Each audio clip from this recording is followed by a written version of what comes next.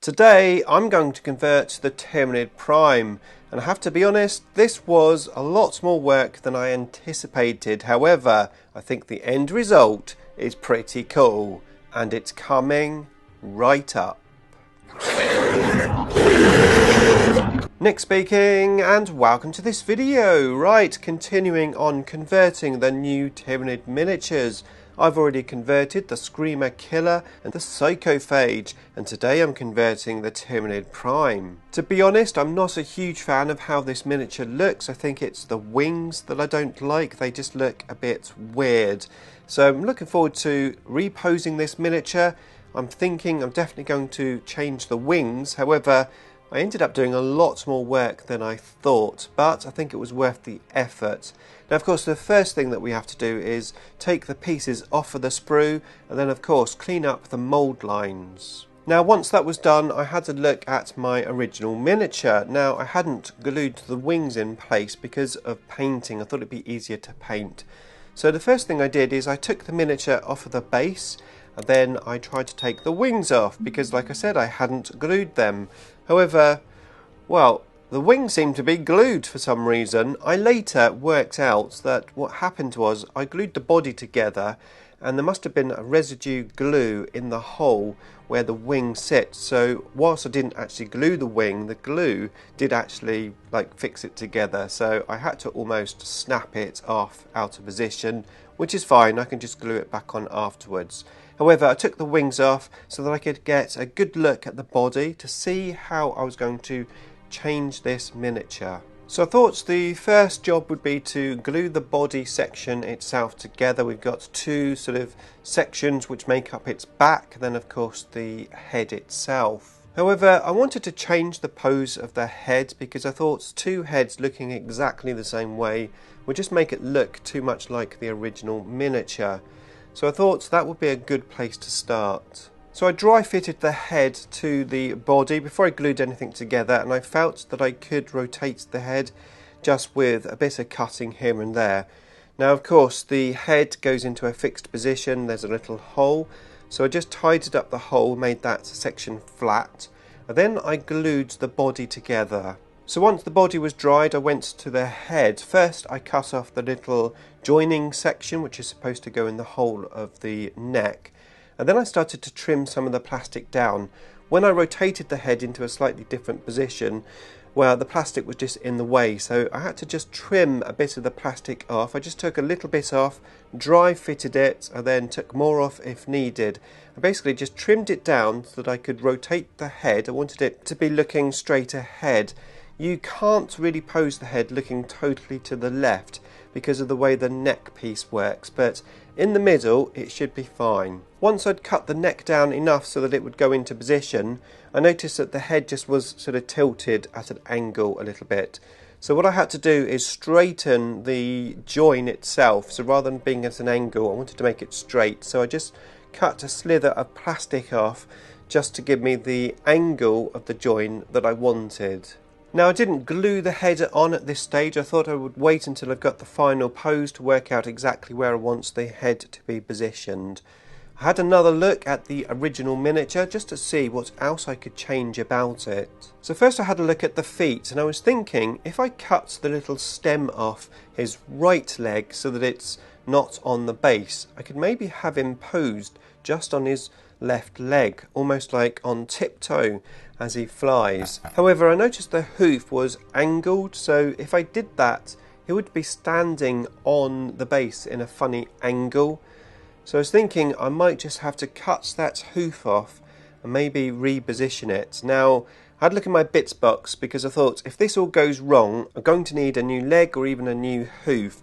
And I did have an old Tyranid warrior in my bits box, so that was my backup plan if this didn't work out. So then I got cutting. I used my blue tack trick on top of a paint pot lid just to soften the cut. And I gently cut into the join area of the hoof and the leg. I did it on one side first, turned it over, did it on the other side. I really didn't want to cut into the carapace on the leg. I wanted to make sure that I cut underneath that carapace. After I cut it off, I did some reshaping, just gently using my knife, taking little pieces of plastic off at a time until I made that hoof fit the new position as best as I could. I then thought to myself, I'm probably going to have to pin this hoof on because that's the main section which is going to be glued to the base. It's going to be potentially a weak point. And then as I thought about pinning the foot on, I thought, well, how about I also pin the whole model to something like a piece of terrain. So I went into my bits box where I found a section that I cut off one of the other miniatures from this set, and I found this almost like pillar, and I thought it would be really cool just standing on the pillar on his tiptoes. That will raise the miniature off the floor a little bit more for the repositioning of the wings. And I thought it would look really cool, so that's what I did. I got the piece of terrain, cut the top off and made it nice and flat for the leg to stand on. Now I didn't glue this together at this stage, I'm still sort of working out the pose. I don't want to glue anything and then when I go to do the next section, what I've already glued is sort of in the way. So I just prepared everything. I then got a paper clip and I cut off a nice straight piece. Then I started drilling some holes. The hoof already had a bit of a hole in there anyway from when I cut it from the leg, so I just used that as a starting point.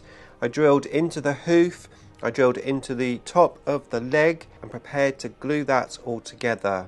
What I did is I used some super glue just on the actual pin itself, and then I used some plastic glue on the plastic areas. Then I just pushed it all together. The glue sort of spread out, almost beaded around the join, so that I got a join with no holes in, so it looks like one leg. I was really happy with that. I then went to the other leg and I cut off the little prong which is supposed to glue to the base, and then I cleaned that up with my knife. Okay, so now I've glued the legs into position and I've got that little pin there. I have drilled a hole out into the piece of terrain, but I'm not going to glue that in yet. I want to wait until I've got the rest of the pose done before I glue him to that pillar, just to make sure that I get the pose correct. Now I still need to fill in the hole in the neck with some green stuff, but I'm going to need green stuff for the wing conversion, so I'll do all that together. Now looking at the arms themselves, they seem to go into the provided hole and actually you can move them up and down, so I thought that's great for reposing, nice and easy. And then of course I've got the wings, which I'm definitely going to change the pose of the wings. I think ideally I'm going to have these sort of up and over around his back area, or at least that's the plan. And that's fairly easy to do by the looks of it. We might have to do some cutting, but I think we can repose these wings quite well. But I'm going to need to put the arms and the wings into position before I glue anything. So the first thing I did is cut off the little prongs on the wings, and then I reshaped them with my knife just so that I could get them into the right position. Again, just test fitting these with the claws into position and the wings, just to make sure that they don't get in the way of each other. Okay, so I've worked out where I'm going to have the claws and also where I'm going to have the wings. So I've got my position all correct, but to be able to do the actual green stuff work around the head and wings, I'm going to need to take the claws out. So what I do is I take a picture of this model's claws in that position so that I can reference it back, so I can take them out and then put them back into position at a later stage. Okay, so it seems that I forgot to record me doing the green stuff work. I'm currently using the picture that I took to rebuild the miniature. But what I did is I put some green stuff in the hole in the neck, and then I put some green stuff in the areas where the wings are going to go. Not too much, I didn't want the green stuff to sort of spread everywhere when I pushed the wings into position, but I've got the green stuff in the holes ready to glue them. So first I glued the head into position just using some plastic glue, and then I got ready to glue the wings on. What I did first is I just dried the green stuff up because I had some water on there where I used water to work with the green stuff so that it didn't stick to my tool. And then I used my Gorilla Gel glue. Whilst yes, this is a plastic miniature, the green stuff works better with obviously super glue, not plastic glue. Now I remembered not to put the glue on the actual green stuff, you put it onto the plastic itself. If you put it onto the green stuff, it sort of makes it go quite hard, it doesn't adhere very well. So put the super glue onto the plastic, and then push it into the green stuff.